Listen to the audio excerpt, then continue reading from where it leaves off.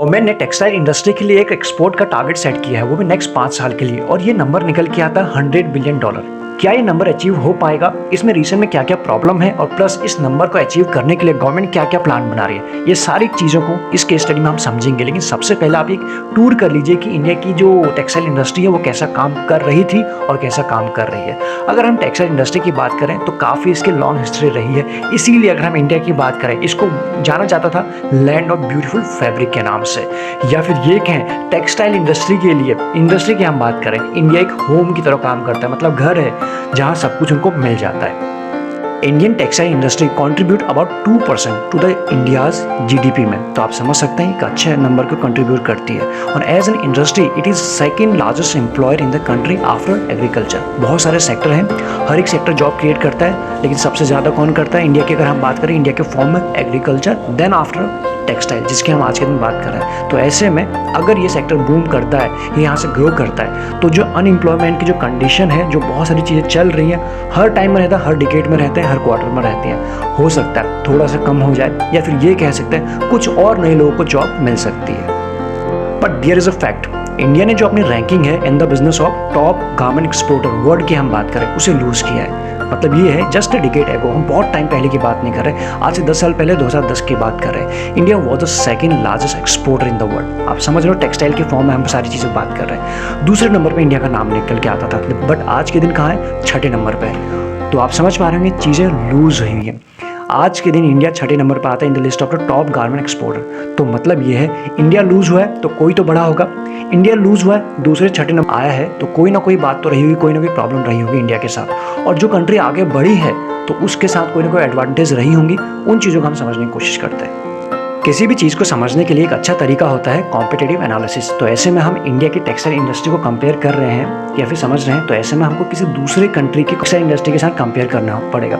ऐसे में नाम निकल के आता है पड़ोसी यानी बांग्लादेश की। लास्ट डिकेड जब तक इंडिया ने अच्छा काम नहीं किया तब तक इन्होंने काफ़ी अच्छा काम किया, यानी कि सीधा सीधा बोले लास्ट डिकेड में बांग्लादेश ने काफ़ी अच्छा काम किया इन the business of manufacturing garments. तो ऐसा क्या क्या है, कुछ तो रीज़न रहेंगे। सबसे पहले रीज़न की अगर हम बात करें, फर्स्ट रीज़न की अगर हम बात करें, due to lower cost structure. अगर हम इसको समझने की कोशिश करें लेबर कॉस्ट के फॉर्म में, एक रिपोर्ट की अगर हम माने, कुछ टाइम पहले एक रिपोर्ट निकल के आई थी, उसमें साफ साफ ये लिखा था कि जो इंडिया की गारमेंट फैक्ट्री में जो वर्कर काम करते हैं उनकी जो मंथली वेजेस होती है वो है 10,000 रुपये। तो मतलब 10,000 रुपये पर एम्प्लॉयर या फिर पर जो काम करते हैं वर्कर, उनको इतना देना पड़ता है कंपनी को। तो ऐसे में इसी चीज़ को अगर हम कंपेयर करें बांग्लादेश के वर्कर के साथ, तो उनको देना पड़ता है 5,000 रुपये। तो आप समझ पा रहे हैं कि कितना डिफरेंस है, सीधा हाफ का डिफरेंस है।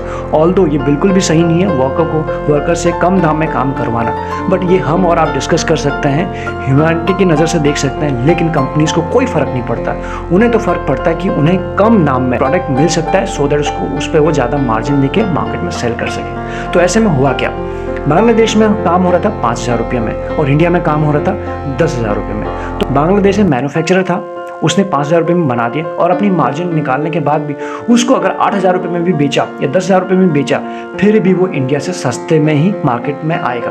तो ऐसे में कंपनीज ने जो अपना शिप मोड़ा, या फिर ये कहें कंपनी ने जो देखा कि हमें प्रोडक्ट कहाँ से लेना है, किस कंट्री से उठाना है, वो गए सीधा बांग्लादेश की तरफ, क्योंकि वहाँ उनको सस्ता पड़ रहा था। पहला रीज़न ये था जिसके वजह से बांग्लादेश बढ़ा और इंडिया थोड़ा पीछे आ पाया, फर्स्ट रीज़न।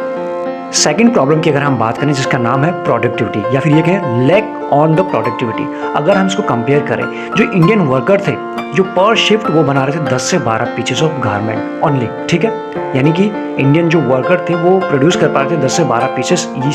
इसी चीज़ को अगर हम कंपेयर करें बांग्लादेश के साथ, तो वो कर पा रहे थे, उन्होंने डिलीवर किए 20 पीसेस पर शिफ्ट। तो यहाँ पर भी हम थोड़े पीछे हो गए, 8 पीसेस पर शिफ्ट के हिसाब से हम पीछे हो रहे थे। दूसरा रीज़न, थर्ड रीज़न की अगर हम बात करें, पावर टैरिफ। अगर हम इंडिया की पावर टैरिफ यानी कि प्राइस की अगर हम बात करें, वो बांग्लादेश से 30 to 40% हायर है। तो इससे होगा क्या, जो फाइनल जो बिल बनेगा गारमेंट की मैन्युफैक्चरिंग में, जो इतनी लाइट की जो कॉस्ट आएगी वो इंडिया की ज़्यादा आएगी, और अगर हम बात करें बांग्लादेश की कम आएगी। तो 3 रीज़न ये रहे।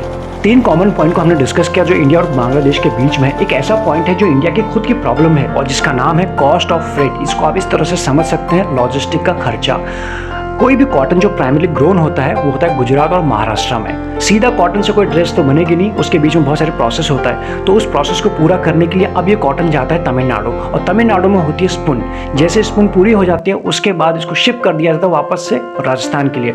राजस्थान में प्रोसेसिंग होती है, जब प्रोसेसिंग हो जाती है उसके बाद ये अलग अलग स्टेट की फैक्ट्रीज में जाता है, जैसे कि एनसीआर, बेंगलुरु, कोलकाता एक्सेट्रा। और जब ये फाइनल प्रोडक्ट रेडी होता है पैक होने के बाद एक्सपोर्ट के लिए, इसको घूम के वापस कहाँ जाना पड़ता है, मुंबई में या फिर कंडला यानी गुजरात का एक पोर्ट है। तो कुल मिला के इसको ऐसे समझे एक टूर कंप्लीट हो जाता है, जहाँ से इसकी शुरुआत हुई थी, जहाँ फैब्रिक बना था, इसको घूमने में कई सारे कॉस्ट लगे होंगे, देन उसके बाद वापस एक्सपोर्ट के इसको महाराष्ट्र ही आना पड़ा। तो इन सारी चीज़ों में इसका कॉस्ट लगता है। 3 पॉइंट काफ़ी नहीं है बांग्लादेश को इंडिया से आगे रखने में। इसके बाद रोल शुरू होता है यूरोपियन नेशन का। यूरोपियन नेशन के अकॉर्डिंग जो बांग्लादेश है लीस्ट डेवलप्ड कंट्री है, यानी LDC। बांग्लादेश कैन एक्सपोर्ट, मतलब बांग्लादेश जो है अपने प्रोडक्ट को एक्सपोर्ट कर सकता है यूरोपियन यूनियन में विदाउट पेइंग एनी टैरिफ। ध्यान से समझिएगा। वही इंडिया की अगर हम बात करें, इंडिया भी एक्सपोर्ट कर सकता है लेकिन 10% का टैरिफ देना पड़ेगा। एज एन कंट्री कितना बड़ा डिफरेंस क्रिएट हो सकता है, आप इसको समझने की कोशिश कीजिए। ये वो सारे इंपॉर्टेंट पॉइंट्स हैं जिसके वजह से इंडिया पीछे रहा 10 सालों में और बांग्लादेश बढ़ता गया। इन सारे पॉइंट्स को ध्यान में रखते हुए गवर्नमेंट ने एक प्लान बनाया। जैसे कि हमने देखा, जैसे कोई भी कॉटन महाराष्ट्र से निकलता है और उसके बाद अलग अलग स्टेट में जाता है सारे प्रोसेस को पूरे करने के लिए, और जब तक वो प्रोडक्ट फाइनल स्टेज में पहुंचता है तो कॉस्ट काफ़ी ज़्यादा बढ़ चुकी होती है। तो ऐसे में गवर्नमेंट ने एक मेगा प्लान बनाया है जिसका नाम रखा है मित्रा, मतलब mega integrated textile regional apparel scheme. इसके अंदर ये आएगा कि गवर्नमेंट ने अनाउंस जो किया है 7 मेगा टेक्सटाइल पार्क बनाएंगे। जैसे आपने IT पार्क सुने होंगे, वैसे ही टेक्सटाइल पार्क होंगे देश में 7। इसके अंदर क्या क्या आएंगे, बड़े बड़े फैक्ट्रीज आएंगे एक ही जगह पर, मतलब वहीं काम हो जाएगा। उसके बाद स्पिनिंग जो यार्न है वो भी वहीं पे हो जाएगा, weaving, dyeing, printing and manufacturing the final product. कुल मिला के एक ही जगह पे सारा काम हो जाए, ऑल इन वन। है ना कमाल की चीज़। और इस चीज़ के लिए गवर्नमेंट ने 4445 CR भी अनाउंस किया है, या फिर इतना फंड इसके लिए एलोकेट किया हुआ है। साथ ही में जो स्टेट है उनको अप्लाई करने के लिए भी इन्विटेशन भेज दिया गया है बहुत पहले ही, मतलब जो स्टेट चाहता है कि उनके वहाँ ये मेगा पार्क बने। ऐसे में एज ऑफ ना जिस वक्त हम ये वीडियो बना रहे हो, एज पर द न्यूज़ जो भी हम समझ रहे हैं, पढ़ रहे हैं, उसके हिसाब से ये फाइनलाइज की स्टेज में पहुँच चुका है। मतलब कुछ समय में पता चल जाएगा कहाँ पर ये 7 मेगा टेक्सटाइल बनने वाले हैं। अभी तक आधी चीज़ें हमने कवर कर ली हैं। इसके बाद सवाल निकल के आता है गवर्नमेंट को आइडिया आया कहाँ से कि हमें टेक्सटाइल पार्क बनाना चाहिए देश के अलग अलग कोने में। इसका आइडिया निकल के आया तमिलनाडु से। तमिलनाडु में एक सिटी है त्रिपुरा। इसकी अगर हम बात करें, तमिलनाडु ने 2021 में 30,000 करोड़ वर्थ की टेक्सटाइल प्रोडक्ट को एक्सपोर्ट किया। जब इन्होंने शुरुआत की थी 1985 में, तब इन्होंने एक्सपोर्ट किया था ओनली 15 CR का, यानी 15 करोड़ से पहुंच गए 30,000 करोड़। इसका मतलब ये होता है कि त्रिपुरा की जो टेक्सटाइल सेक्टर है वो 23% एनुअली की रफ्तार से बढ़ा है। और इतना ही नहीं, इंडिया का टोटल टेक्सटाइल एक्सपोर्ट का 50% जो एक्सपोर्ट आता है वो यहीं से आता है। यहीं से गवर्नमेंट को आइडिया आया जो इनकी सक्सेस स्टोरी है उसको देश के अलग अलग कोने में बनाया जाए, and that is why the government want to set up the entire value chain in one place. इसके अलावा सवाल ये निकल के आता है कि गवर्नमेंट और क्या क्या कर रही है। सबसे पहले गवर्नमेंट ने ये स्कीम निकाली। दूसरी स्कीम की अगर हम बात करें, PLI स्कीम।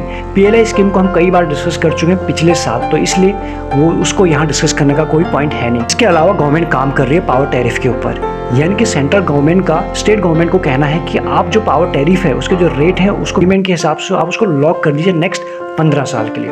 उससे होगा ये, जो मैन्युफैक्चरर है वो प्लान कर सकता है अपना ऑपरेशन को बेटर वे में। इसके अलावा जो गवर्नमेंट काम कर रही है, फ्री ट्रेड एग्रीमेंट के ऊपर काम कर रही है with Europe, Australia, UK, Canada and other countries के साथ। कुछ टाइम पहले गवर्नमेंट ने इन्फॉर्म किया कि इंडिया एंड UAE के बीच में फ्री ट्रेड एग्रीमेंट हो चुका है। उससे होगा क्या कि इंडियन जो टेक्सटाइल इंडस्ट्री है उसको थोड़ा बूस्ट मिलेगा। Now they are negotiating with other countries like, जैसे हमने बात की अभी, Europe, Australia, UK, Canada and other. अगर ये एग्रीमेंट बाकी कंट्रीज के साथ भी हो जाता है तो इंडियन टेक्सटाइल इंडस्ट्री को एक अच्छा बूस्ट मिल सकता है। एक और पॉइंट है जिसकी वजह से इंडियन टेक्सटाइल इंडस्ट्री ग्रो कर सकती है, और वो है बांग्लादेश के ही थ्रू, जिसकी वजह से वो पीछे हुई।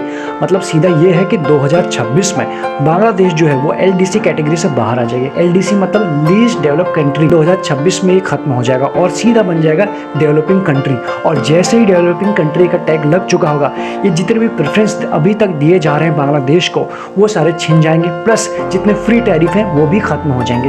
मतलब ये है कि फिर उसके बाद 2026 के बाद बांग्लादेश को यूरोप में या फिर बाकी सारी जगहों में एक्सपोर्ट करने के लिए देना पड़ेगा टैरिफ, जैसे इंडिया अभी दे रहा है 10%। ये इंडिया के लिए थोड़ा सा बेनिफिशियरी हो सकता है। दूसरा, जितने भी गवर्नमेंट ने प्लान बना रखे हैं इंडियन गवर्नमेंट ने बूस्ट करने के लिए, अगर ये सारे प्लान काम होते हैं, एग्जीक्यूट होते हैं, तो मे बी इंडियन जो टेक्सटाइल इंडस्ट्री वो अच्छा काम कर सकती है फ्यूचर में। आप चाहें तो अपना राय हम तक शेयर कर सकते हैं, कमेंट में डिस्कस करते हैं। आपके कमेंट का इंतजार रहेगा। तब तक आप चैनल को सब्सक्राइब कर लीजिए रेगुलर अपडेट्स के लिए। Thank you so much.